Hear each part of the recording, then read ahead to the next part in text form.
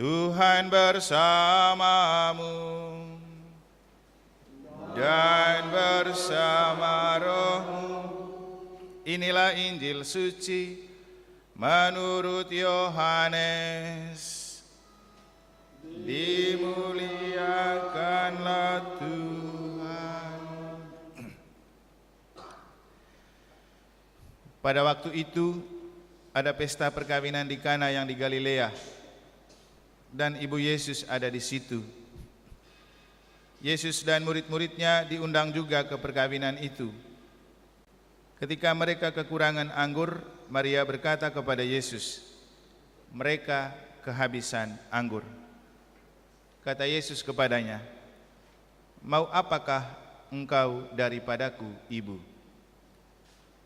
Saatku belum tiba." Tetapi ibu Yesus berkata kepada pelayan-pelayan, "Apa yang ia katakan kepadamu, buatlah." Di situ ada 6 tempayan yang disediakan untuk pembasuhan menurut adat orang Yahudi. Masing-masing isinya 2-3 buyung. Yesus berkata kepada pelayan-pelayan itu, "Isilah penuh tempayan-tempayan itu dengan air." Dan mereka pun mengisinya sampai penuh. Lalu kata Yesus kepada mereka, "Sekarang cedoklah dan bawalah kepada pemimpin pesta." Lalu mereka pun membawanya. Setelah pemimpin pesta itu mengecap air yang telah menjadi anggur, dan ia tidak tahu dari mana datangnya, tetapi pelayan-pelayan yang mencedok air itu mengetahuinya. Ia memanggil mempelai laki-laki dan berkata kepadanya, "Setiap orang menghidangkan anggur yang baik dulu, dan sesudah orang puas minum, barulah yang kurang baik. Akan tetapi, engkau menyimpan anggur yang baik sampai sekarang." Hal itu dibuat Yesus di Kana yang di Galilea, dan merupakan yang pertama dari tanda-tandanya. Dengan itu ia menyatakan kemuliaannya, dan murid-muridnya percaya kepadanya. Sesudah itu Yesus pergi ke Kapernaum bersama dengan ibu, saudara-saudara dan murid-muridnya, dan mereka tinggal di situ beberapa hari saja.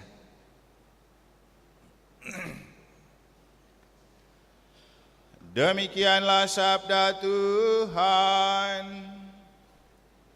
Terpujilah Kristus.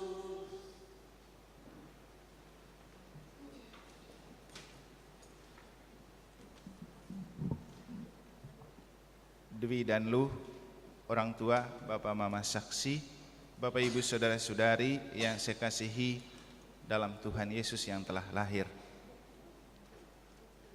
Siapa sebenarnya yang paling peduli untuk memperhatikan hidup berkeluarga?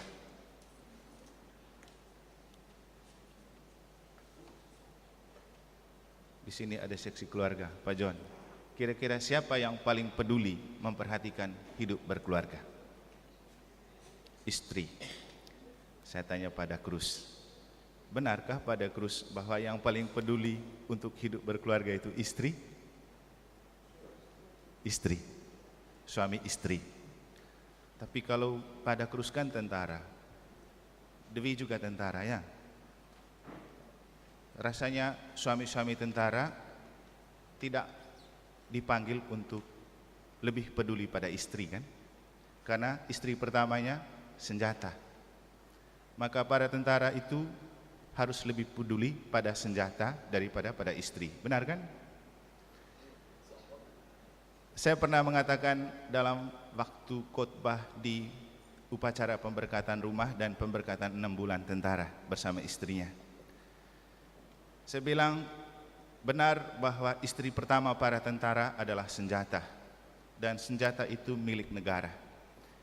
Tapi para istri hendaklah mengatakan para kaum dan tentara bahwa senjata suaminya bukan milik negara tetapi milik istri.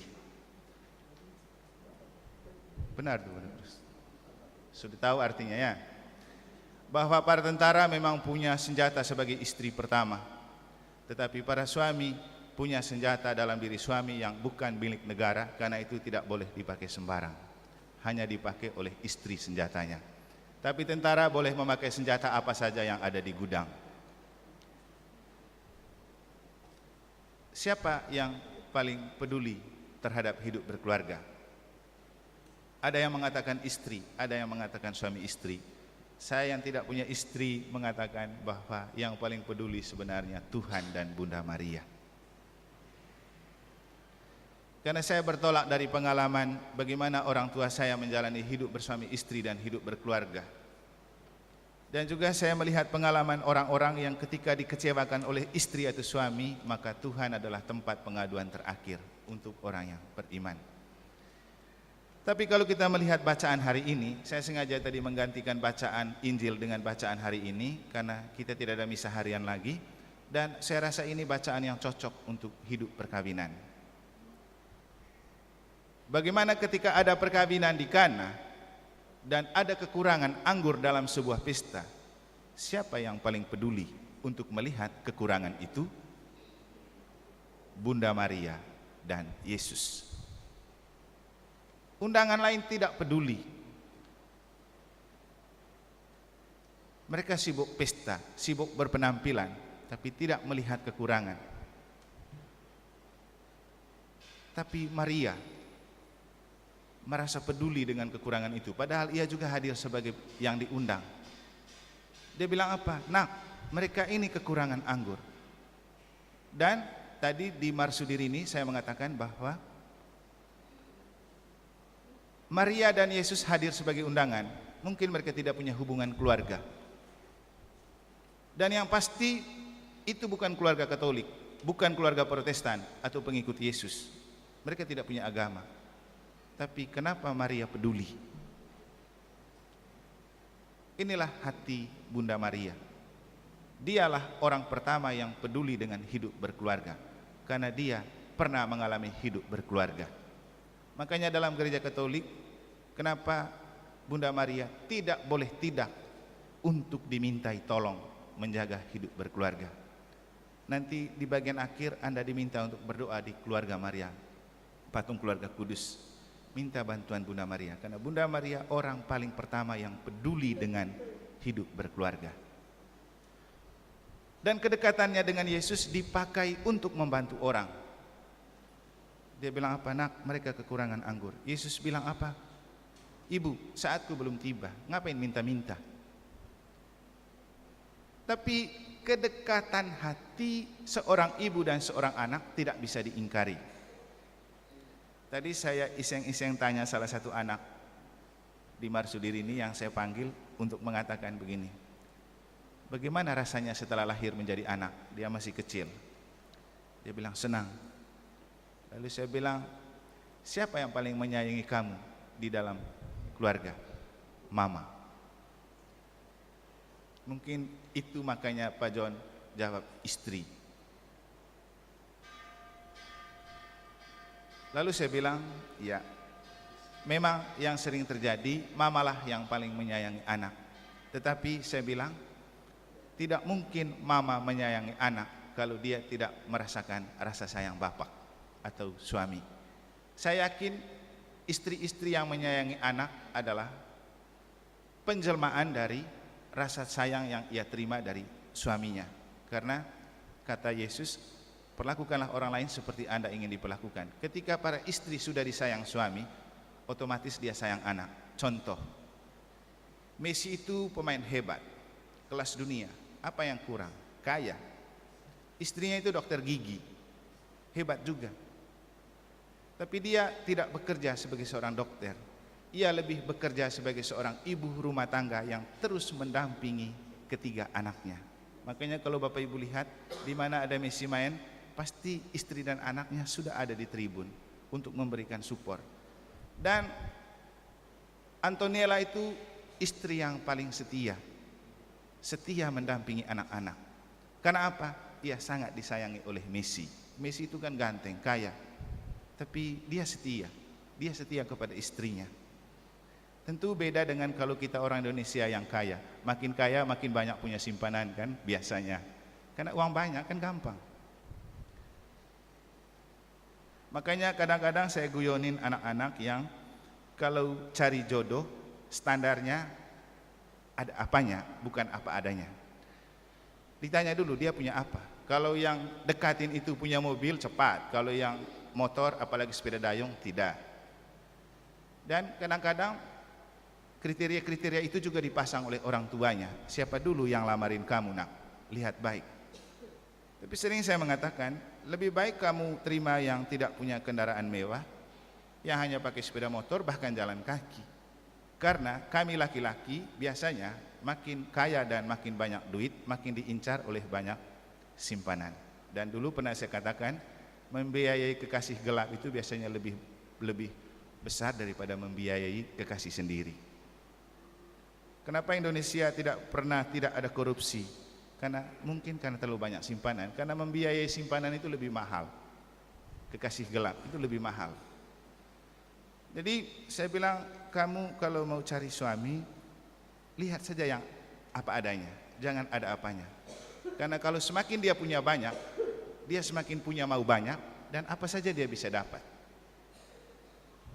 Nah, kita kembali ke bagaimana Messi hidup sebagai seorang kaya tetapi tetap setia kepada istrinya. Rasa sayang yang kemudian membuat ia dan istrinya sangat menyayangi anak-anak. Jadi kalau ada istri yang menyayangi anak, itu karena pasti dia disayangi suami. Walaupun juga ada istri yang tanpa disayangi suami, tetap menyayangi anaknya. Maka hidup berkeluarga adalah hidup dalam lingkaran cinta. Ketika istri tidak disayangi suami, pasti istri juga tidak betah merawat dan menyayangi anak. Itu pasti. Tetapi kalau dia disayangi oleh suami, pasti otomatis dia akan mudah menyayangi anak-anak. Itu sangat manusiawi. Dan bicara tentang cinta dan kasih, itu bukan soal karena kamu Katolik, bukan. Karena Yesus tidak pernah mendirikan agama Katolik atau Kristen atau Protestan, tidak. Yesus cuma mendirikan ajaran kasih yang dalam bacaan pertama oleh Santo Paulus dilukiskan dengan sangat indah.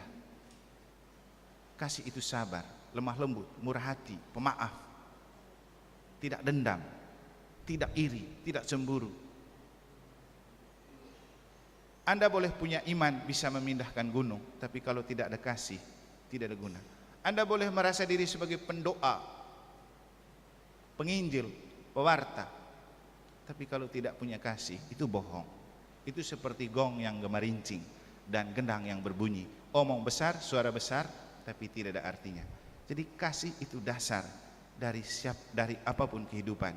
Dan hidup berkeluarga itu harus dilandasi oleh kasih. Seperti yang sering saya katakan, bahwa Anda memilih untuk menikah itu adalah buah cintamu. Tapi itu perasaan manusiawi yang akan lekang oleh waktu. Dalam perjalanan waktu, rasa cinta akan memudar seiring dengan penampilan. Waktu kinclong dan kencang, Anda sangat mencintai. Kalau sudah makin kusut dan keriput, rasa cinta Anda juga akan memudar. Tapi apa yang membuat Anda tetap bersemangat mencintai? Itulah kasih. Kasih adalah rasa cinta yang terus dilakukan saat secara manusiawi kita tampak rapuh, tampak keriput, tampak tidak menarik. Dan bahkan kasih itu tetap mencintai walaupun hati terluka dan dilukai. Karena kasih harus bisa memaafkan. Ini yang berat dalam hidup berkeluarga. Ketika sudah dilukai dan disakiti, susah untuk saling memaafkan. Dan ketika kita susah saling memaafkan, maka otomatis hidup berkeluarga akan berjalan seperti perahu yang terus diombang-ambingkan. Makanya prinsip ME itu perlu untuk kita hidupin. Mari bertengkar untuk makin mesra. Silakan Anda bercekcok untuk makin cocok. Karena cinta sejati disebut kasih yang tetap harus dilakukan walaupun hati terluka dan dilukai. Persoalannya, siapa yang tidak pernah saling melukai dalam hidup bersuami istri atau dalam hidup berkeluarga? Kalau Anda tidak saling melukai, Anda bukan manusia, Anda malaikat. Tapi tidak ada orang menikah karena menjadi malaikat lalu sempurna. Pasti saling menyakiti, pasti saling melukai. Tetapi kata Paus Fransiskus, jangan menjadikan keluarga sebagai rumah sakit untuk luka-luka Anda ditumpukan dari hari ke hari. Anda bertengkar pagi hari dan siang, malam Anda tidur bersama, dan itu adalah sebuah proses perdamaian untuk Anda kembali merebut hati untuk tidak terus membawa persoalan dan pertengkaran di hari berikutnya. Yesus selalu mengatakan, kesusahan sehari cukuplah untuk sehari. Masalah untuk kita adalah ketika kesusahan dari hari ke hari kita tumpukan di dalam hidup bersuami istri dan berkeluarga, sehingga suami istri dan keluarga itu seperti penumpukan masalah dari hari ke hari. Nah, masalahnya, kelewatan masalah yang ditumpukan di hati membuat hati Anda terbebani, bukan hanya terluka. Dan ketika hati Anda terbebani dan terluka, pasti Anda gampang sakit.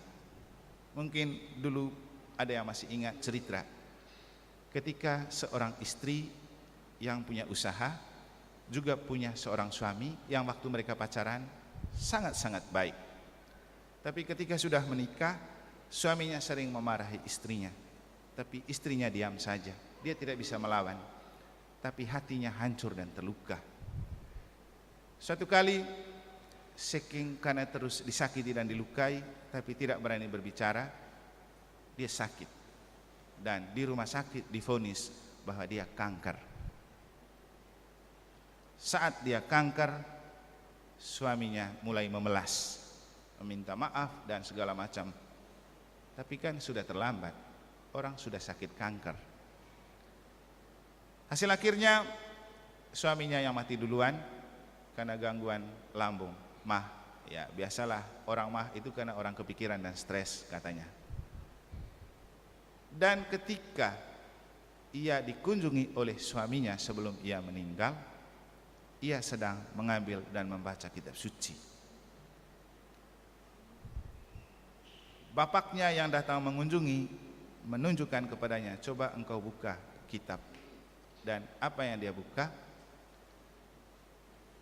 Dia membaca ayat dari surat Rasul Paulus yang berbunyi, segala perkaraku kutanggungan di dalam Dia yang menguatkan aku.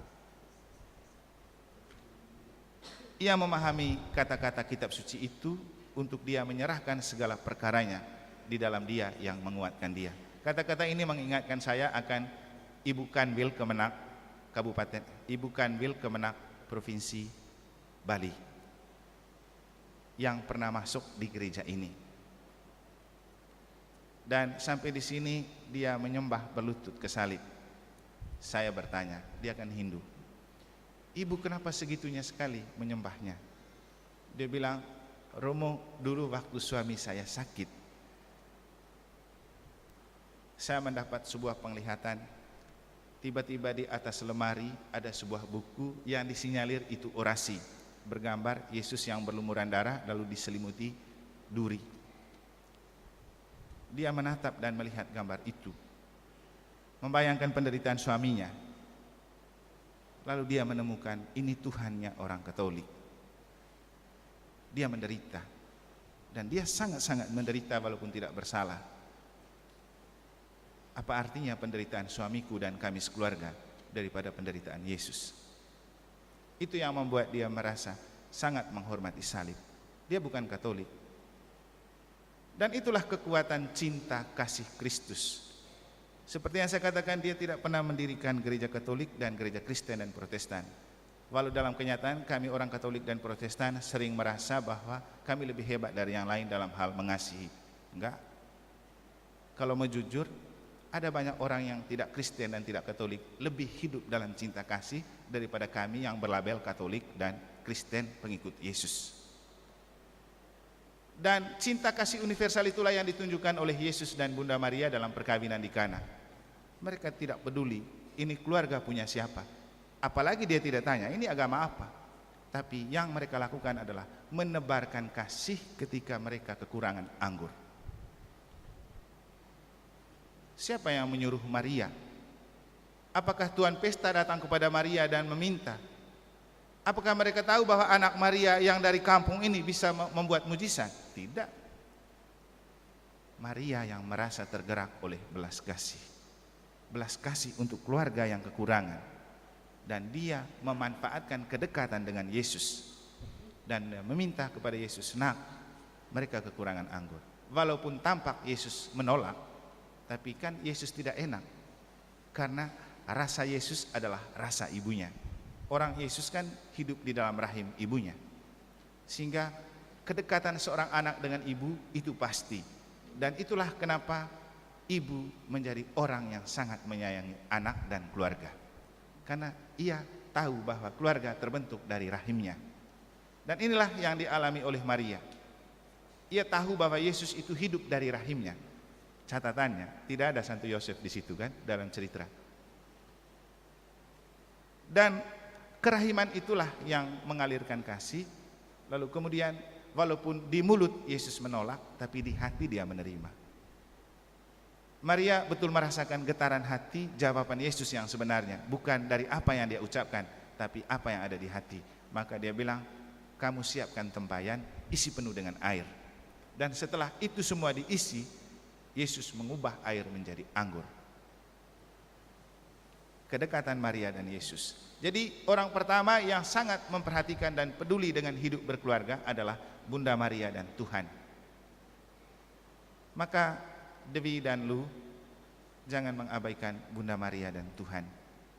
Kamu menikah pada saat masa Natal, tentu ada maknanya, karena Yesus lahir dari keluarga, untuk keluarga, untuk merawat cinta kasih dalam keluarga, untuk merawat cinta yang harus tetap dijalankan dan dipelihara walaupun terluka dan dilukai. Jangan berpikir keluarga Kudus Nazaret itu sempurna. Mereka juga pernah saling melukai dan terluka, tapi mereka mengobati luka hati dengan Tuhan, dengan cinta Tuhan selalu simpan di hati. Maka pesan untuk Lu dan Dwi, kamu punya teks misa itu saya lihat licin sekali. Saya hanya mau mengatakan, untuk apa Anda membuang banyak uang dengan menyiapkan teks misa yang licin? Karena yang saya ingin, hatimu tetap licin untuk saling mencintai. Dan kata-kata yang ada di teks yang licin itu segera pindahkan ke hatimu. Kamu akan berjanji setia dalam suka dan duka, untung dan malang, contoh. Tapi penting untuk kita menyadari, setia dalam suka dan duka, untung dan malang bukan soal janji yang kita ungkapkan di sini. Karena akhirnya ketika para istri terlalu gas, suami juga bisa akan gas di jalan-jalan. Hasilnya apa? Kalau mereka jatuh dan celaka, kan yang rugi juga keluarga, toh? Tidak bekerja, harus biayain lagi. Efek dari kita tidak bisa mengendalikan atau tidak rem untuk terlalu gas berkata-kata.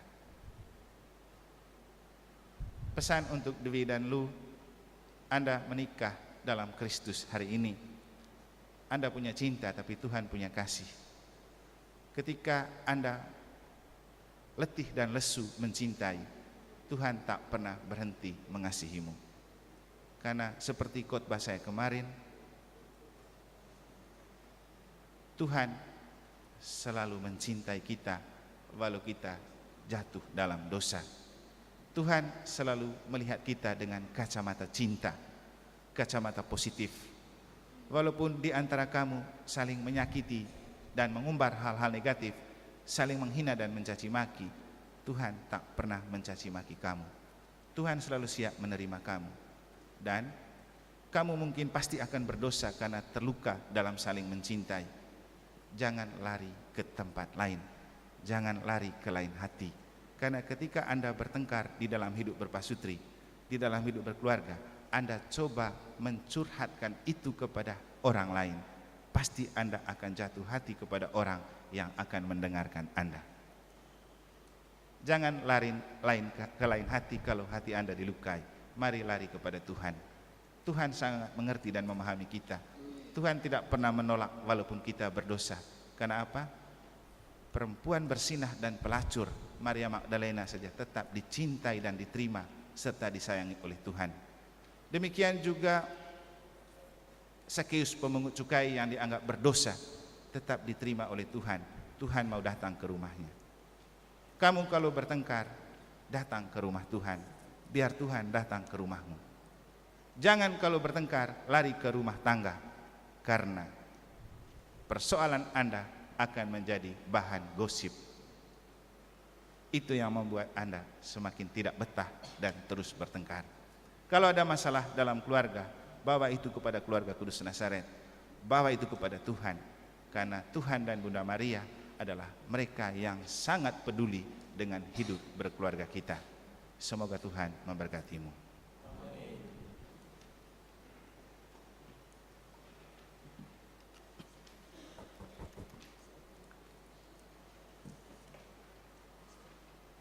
Kita berdiri untuk melanjutkan upacara pernikahan.